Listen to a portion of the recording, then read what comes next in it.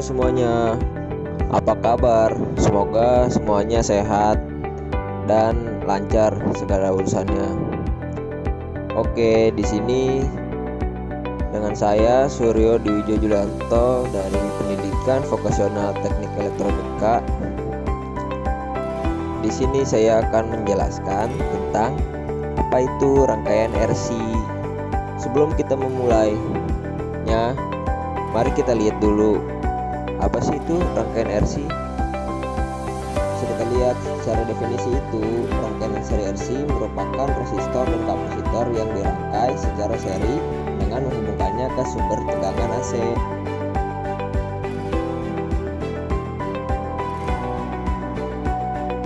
Atau bisa diketahui dengan gambar berikut. Di gambar tersebut bisa kita lihat apa saja komponen yang dipakai.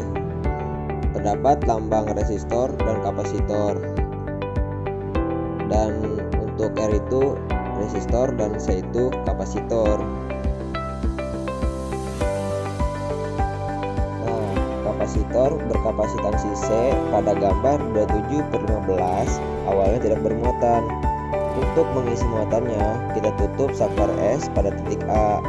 Ini menghasilkan sebuah rangkaian seri RC yang terdiri dari kapasitor, baterai ideal dengan GGL C, dan resistansi R. Kurang lebih bila menggunakan gambar seperti itu rangkaiannya. Oke, sekarang kita lanjut. Rangkaian RC biasanya digunakan untuk apa ya? Apakah ada yang tahu? Sepertinya belum banyak yang tahu. Oke, mari kita bahas. Nah, untuk yang sudah tahu, itu benar, rangkaian RC sering digunakan untuk filter atau tapis, menyaring sinyal yang masuk dengan cara menahan sinyal dengan nilai frekuensi tertentu, dan juga akan meneruskan sinyal tersebut ke komponen lainnya. Ada dua jenis filter, yaitu low pass filter atau tapis lolos rendah. Rangkaian ini digunakan untuk melewatkan sinyal-sinyal frekuensi rendah dan melemahkan sinyal-sinyal frekuensi tinggi. Dan yang kedua, ada high pass filter atau tapis lolos tinggi. Rangkaian ini digunakan untuk melewatkan sinyal-sinyal frekuensi tinggi dan melemahkan sinyal-sinyal frekuensi rendah. Oke, sekarang kita lanjut bagaimana cara kerja rangkaian RC itu. Sekarang kita bahas cara kerja rangkaian RC. Kita sudah tahu bahwa begitu rangkaian terbentuk, muatan mulai mengalir atau ada arus antara salah satu plat kapasitor dan salah satu terminal baterai pada setiap sisi kapasitor. Arus ini meningkatkan muatan Q pada plat-plat dan beda potensial Vc dalam kurung sama dengan Q per C tutup kurung pada kapasitor. Ketika beda potensial itu sama dengan beda potensial pada baterai, atau yang di sini sama dengan GGLC, arus akan 0. Dari persamaan Q sama dengan CV, muatan keseimbangan atau akhir pada kapasitor yang tentunya sudah penuh muatan sama dengan CC. Dari sini sudah jelas belum? Kalau sudah, mari kita lanjut ya. Kita ingin mengetahui proses-proses pengisian muatan. Secara khusus, kita ingin tahu bagaimana muatan Q dalam kurung R pada plat kapasitor, beda potensial Vc dalam kurung T pada kapasitor, dan arus I dalam kurung T pada rangkaian berubah terhadap waktu selama proses pengisian muatan. Kita mulai dengan menerapkan aturan loop pada rangkaian, melintasinya searah jarum jam dari terminal negatif baterai. Kita peroleh Q kurang IR dikurang Q per C sama dengan 0. Persamaan 27/30 tidak bisa langsung diselesaikan karena adanya dua variabel I dan Q. Namun keduanya tidak berdiri sendiri, tapi dihubungkan oleh I sama dengan Q per dt. Nah, dari sini untuk mencari nilai I harus menggunakan rumus ini ya. Paham kan? Oke, kita lanjut. Substitusi ini I pada gambar 27/15 dan penyusunan ulang persamaan menghasilkan R di Q per dt ditambah Q per C sama dengan C. Persamaan diferensial ini menunjukkan perubahan waktu dari muatan Q pada kapasitor di gambar 27/15. Untuk menyelesaikannya, kita perlu mencari fungsi Q dalam kurung T yang memenuhi persamaan ini dan juga memenuhi syarat bahwa kapasitor pada awalnya tidak bermuatan. Artinya, Q sama dengan 0 di T sama dengan 0. Akan segera kita lihat bahwa penyelesaian untuk persamaan 27/32 adalah Q sama dengan C dalam kurung 1/E pangkat min T RC tutup kurung. Nah, mulai pusing dengan rumus-rumus kan? Tenang aja, kita masih membahas rumus lebih banyak lagi. Pusing? Sama kok. Oke, mari kita lanjut ya. Nah, bisa diingatkan di sini E adalah basis eksponensial 2,718 atau bukan muatan elementer. Perhatikan bahwa persamaan 27/33 memang memenuhi syarat awal yang kita butuhkan, karena pada T sama dengan 0 suku E pangkat min T per RC adalah 1, sehingga persamaan memberikan I sama dengan 0. Perhatikan juga bahwa pada saat T menuju tata hingga, artinya lama kemudian suku E pangkat min T per RC mendekati 0, sehingga persamaan memberikan nilai yang benar untuk muatan penuh atau keseimbangan pada kapasitor, yaitu Q sama dengan C.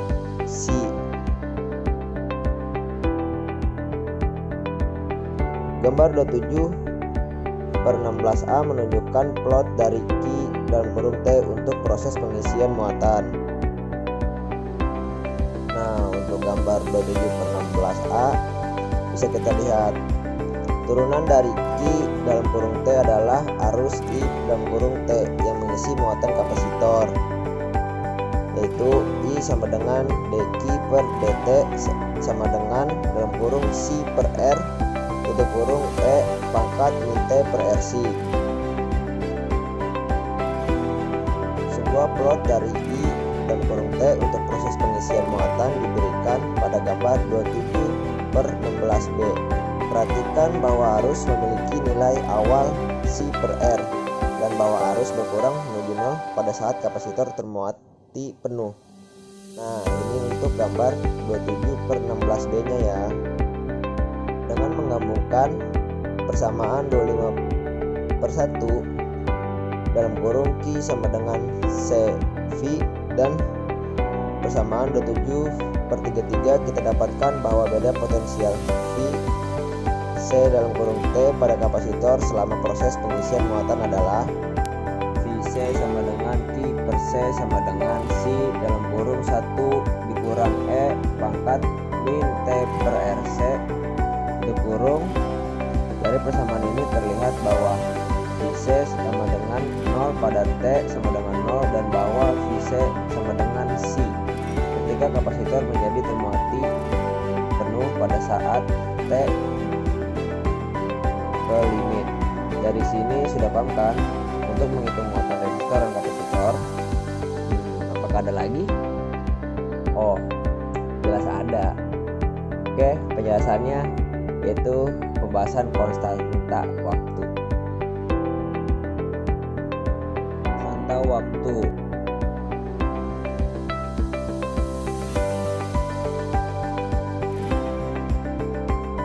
Hasil kali RC yang muncul pada persamaan 27/33, 27/34 dan 27/35 memiliki dimensi waktu. Dalam kurung karena argumen dari eksponensial haruslah tanpa dimensi dan juga karena ternyata 1,0 omega dikali 1,0 F sama dengan 1,0 second tutup kurung. Hasil kali RC disebut konstanta waktu kapasitif dari rangkaian dan diberi simbol tau. Tau sama dengan RC. Dari persamaan 27/33 dapat kita lihat sekarang bahwa pada waktu T sama dengan tau dalam kurung sama dengan RC, muatan pada kapasitor yang awalnya tak bermuatan pada gambar 27/15 telah naik dari 0 menjadi Q sama dengan C. Si dalam kurung 1 dikurang E pangkat min 1 sama dengan 0,63 Cc. Berikut arti dari gambar 27/16. Lama pengisian muatan untuk rangkaian RC sering dinyatakan dalam tau semakin besar waktu pengisian muatannya. Nah, sekarang sudah tahu apa itu konstanta waktu. Sekarang kita lanjut cara mengosongkan muatan kapasitor. Nah, kenapa dikosongin? Ya, udah diisi. Saya juga tidak tahu. Tidak tahu kenapa. Oke, mari kita lihat di slide berikutnya. Mengosongkan muatan kapasitor. Asumsikan sekarang bahwa kapasitor gambar 27/15 telah termuati hingga potensial V0 yang sama dengan VGL C dari baterai. Pada waktu yang baru T sama dengan 0, sakar S dibalikkan dari A ke B agar kapasitor dapat mengosongkan muatan atau discharge melalui resistansi R. Bagaimanakah muatan I dalam kurung T pada kapasitor dan arus I dalam kurung T yang melalui loop pengosongan muatan dari kapasitor dan resistansi berubah terhadap waktu. Persamaan diferensial untuk I dalam kurung T mirip dengan persamaan 27/32, tapi sekarang dengan tidak adanya baterai dalam loop pengosongan muatan, C sama dengan 0, jadi R dQ per dt ditambah Q per C sama dengan 0.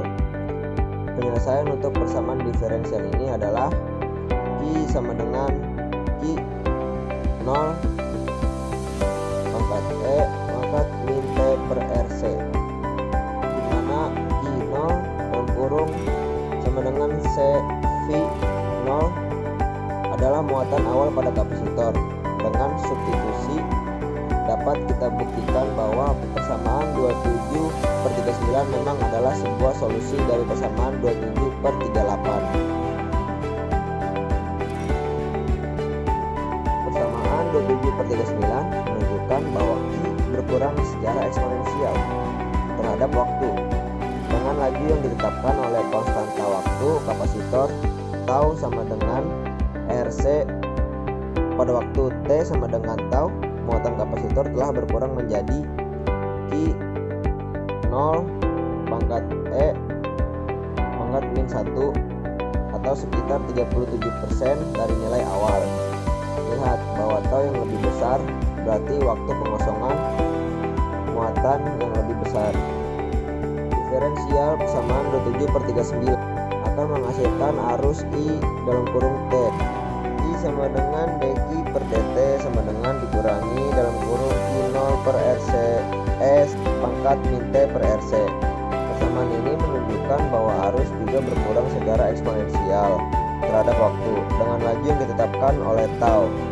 Arus awal I0 dapat dicari cukup menerapkan aturan loop pada rangkaian pada T sama dengan 0. Pada saat itu potensial awal V0 dari kapasitor terhubung melalui resistansi R, sehingga harusnya I0 sama dengan V0 per R sama dengan Q0 per C per R sama dengan Q0 per RC.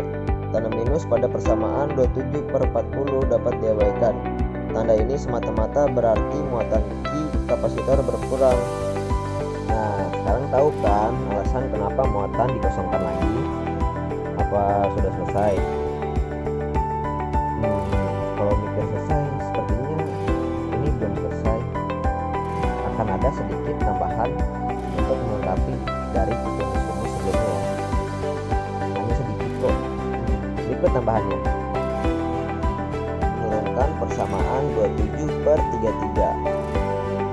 Untuk menyelesaikan persamaan 27/32, kita terlebih dahulu menuliskan ulang persamaan tersebut sebagai dQ per dt ditambah Q per RC sama dengan C per R.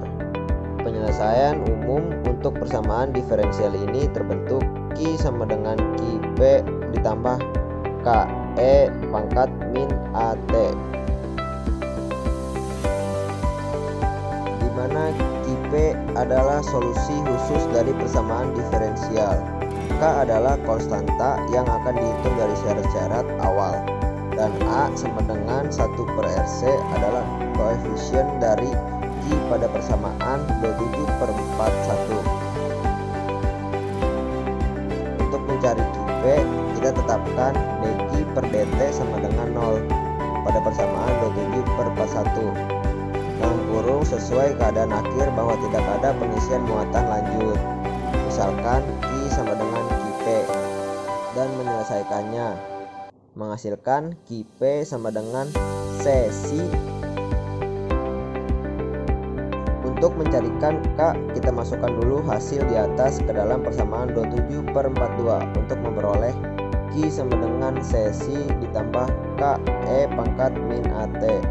Kemudian dengan memasukkan syarat awal Q sama dengan 0 dan T sama dengan 0, kita akan dapatkan 0 sama dengan Cc pangkat min T/RC, yang dengan sedikit modifikasi adalah persamaan 27/33. Oke, sekarang penjelasan tentang cara kerja rangkaian RC sudah jelas kan? Apa saja yang didapat dan cara menghitung rangkaian tersebut. Bagaimana? Paham kan dengan penjelasan tadi? Semoga penjelasan tadi dapat dipahami dengan baik ya, dan berguna untuk kalian yang mendengarkan. Oke, sekian dari saya. Kurang lebihnya mohon maaf apabila ada salah-salah kata. Juga saya minta maaf. Terima kasih sudah menonton video pembelajaran saya. Jangan lupa like dan komen ya. Oke, sampai jumpa semua.